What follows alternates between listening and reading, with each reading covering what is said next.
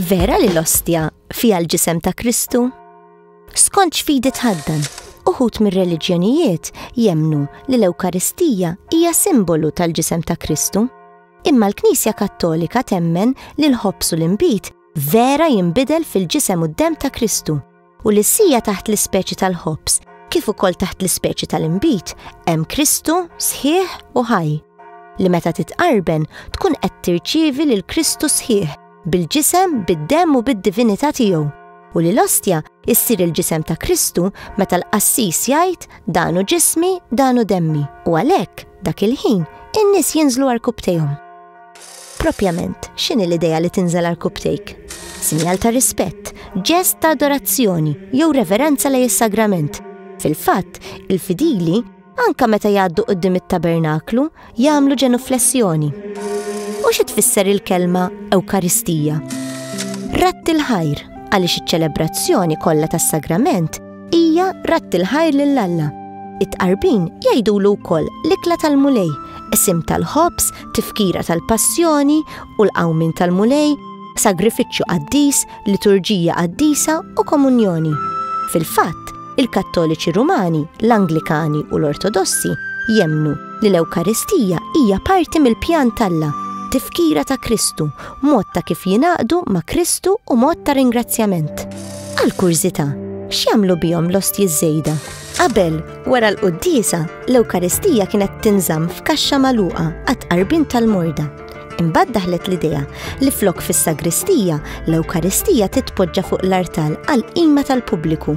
Imma biex jevitaw il-gwaj, ħarġu direttivi biex l-Ewkaristija tinżamm f'kaxxa fissa li tingħalaq u bekk ivvintaw it-tabernaklu. U tikka bdew isiru tabernakli kbar, tant li saru parti sħiħa mill-artali, speċjalment fi żmien il-Barokk. Tant kien hemm xewqa min-nies li jaraw u jaduraw l-Ewkaristija li bdew isiru purċissjonijiet ta' Corpus Domini u ħinijiet tal-adorazzjoni. Min jista' jitqarben? Skont il-fidi Kristjana biex titqarben tkun mammet, imma jekk tkun għamilt idnu bejjed, allura titqer qabel. Fil-fatt, skont il-Knisja, mhux tal-li tista', tal-li għandek titqarben. Il-Knisja tikkwota l-Bibja li jekk ma tiklux il-ġisem ta' bin il-bniedem u ma tixorbux demmu, ma jkollkomx il-ħajja fikom. Il-liġi tal-Knisja tgħid li dawk li jkunu se jitqarbnu għandhom isumu mill-ikel u mix-xorb minn sija qabel it-tqarbin. U min jista' jqarben? Appart il-qassisin, min għandu l-fuq minn 18 u jkun approvat. Id-digrit tal-permess li jistgħu jqarbnu l-lajċi ħareġ fis-26 Ottubru tal-1988 mill-Arċisqof Monsinjur Giuseppe Merċieqa.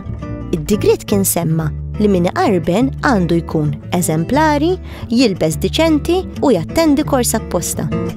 L-ostja tista' tmissa bidejk jew le.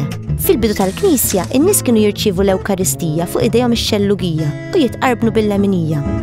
Idejhom kienu jagħmluha forma ta' tron biex jilqgħu lil Ġesu. Imbagħad beda jixteret it-tagħlim fuq il-preżenza reali ta' Ġesu fl-Ewkaristija u bdiet tieħla l-idea li ma kienx jixraq li tmiss l-ostja bidejk. Imma fl-1969 is-Santa Sede tat permess biex jerġa' jkun possibbli li jsir itqarbien fl-idej. U għaw Malta dan ftit ma daħal fl-1987, 20 sen ilu. Għal-kurzità, l-ostji kif jagħmluhom? Mhux kollha l-istess, għax uħud min-nies ma jistgħux jitqarbnu posti normali għax allerġiċi għall-qamħ. L-ostja tagħhom tkun speċjali, gluten free, imma l-biċċa l-kbira, il-proċess fuq huwa dan.